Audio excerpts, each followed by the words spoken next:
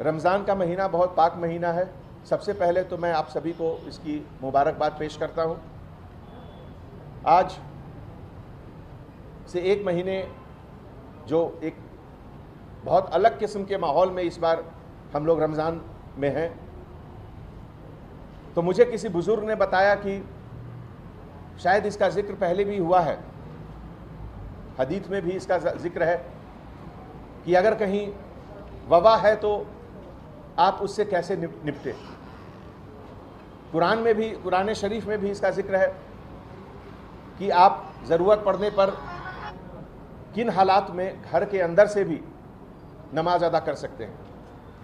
और मुझे पूरा यकीन है कि अल्लाह सुब्हानहू व तआला, जिनकी झोली में रहम बहुत ज़्यादा है, आपकी दुआओं को, आपकी नमाज को ज़रूर कबूल करेंगे। आज की स्थिति में बाहर निकल के कहीं जमा होना वो बिल्कुल मुनासिब नहीं है। जैसा कि आप जानते हैं, दूसरे देशों में, कोरिया में, बाकी सब जगह गैदरिंग से ही फैली है ये बीमारी। यहाँ भी बहुत लोगों को गैदरिंग से ही हुआ है हिंदुस्तान में। तो वैसा मौका फिर नहीं आए।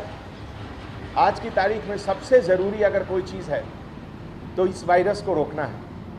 और इस वायरस को अगर हम रोकना चाहते हैं तो उसके लिए सबसे बड़ी चीज़ है कि सोशल डिस्टेंसिंग, एक जगह ज़्यादा लोग जमा न हो।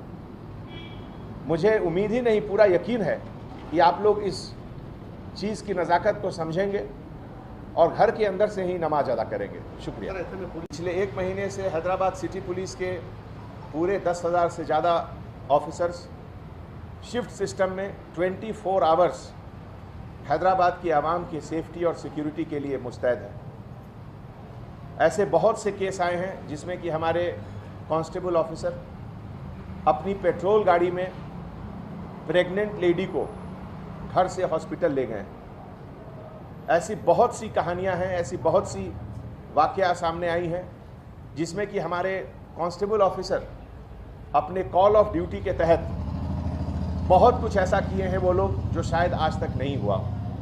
तो सबसे पहले तो मैं उन सभी ऑफिसर को सैल्यूट करता हूं और ऐसे मौके पे उनके फैमिली मेम्बर्स को भी मैं सैल्यूट करता हूं कि उनके द्वारा जो हौसला अफजाई की गई है हमारे कांस्टेबल ऑफिसर्स की, इस जंग में लड़ने में हमारे पुलिस ऑफिसर्स के फैमिली की बहुत अहम रोल रही है और उन सबका मैं बहुत बहुत शुक्रिया अदा करता हूँ।